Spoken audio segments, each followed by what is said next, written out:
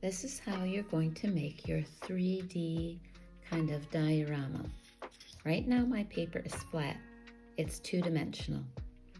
I'm going to take this tip of my paper and I'm going to bring it up to the top. And what I want you to see, is how this edge is going to line up. This edge right here with this edge in the back. So you can kind of see it better like this. I'm lining up that edge. I've got this corner right here on the edge of the paper. I can see this is lining up and I can flatten that out. So I have a crease, a nice diagonal line, and I have a rectangle left over. Now I'm going to open it back up. Here's my diagonal. I'm going to take this top corner, the diagonal, and I'm going to do the same fold. I'm going to roll it to the bottom. I'm going to bring that corner to the edge and see how there's that line there. I'm going to slide it down so it lines up. Top and the bottom line up. I'm going to push it down and crease it again. When I open it up, I have this X. So I'm going to just turn this so the X is on top. It's a little bit longer on the bottom. And I'm going to pick one of these bottom corners. I'm going to draw my pencil line here so you can see.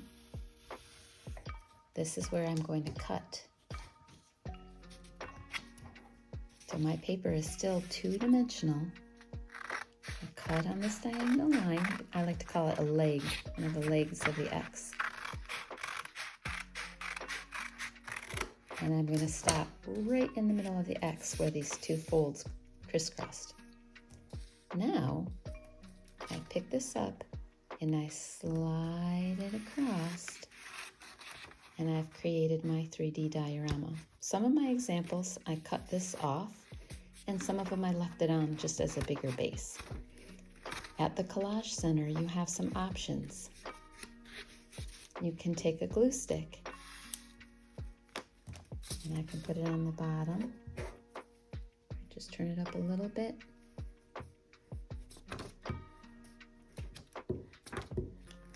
And I can glue this down. Again, I pick this up, slide it across. So a glue stick will fasten that. And again, you could cut right along here with your scissors if you don't want that. The other thing you can do is take a stapler and just staple here and here, and it will hold it in place. Or you can take the Scotch tape that's at the Collage Center and you could tape across here. One thing you have to remember with the Scotch tape is that it's hard to draw on top of it. So I like to use the glue stick because you don't see the staples and the tape isn't in the way, and you can draw right on here. So this becomes the ground, and these two become kind of like the walls. If it's an interior, these could be the walls of like a bedroom.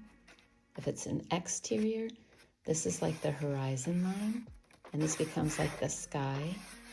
And any trees or houses and things can go on this. So this is our setting, thinking about an environment or a habitat or a place that you connect to. We've been talking a lot about community in the art room. Think about one of your special community connections. Where does it take place? Is it on a football field? Is it in a dance studio? How can you take that special setting and show it in your three-dimensional diorama? I chose my house and my street. Some of my neighbors and I are creating gardens for a pollinator pathway. So I'm showing my house, my yard, and the garden that I'm growing to help raise butterflies. Now it's your turn. What's your community connection?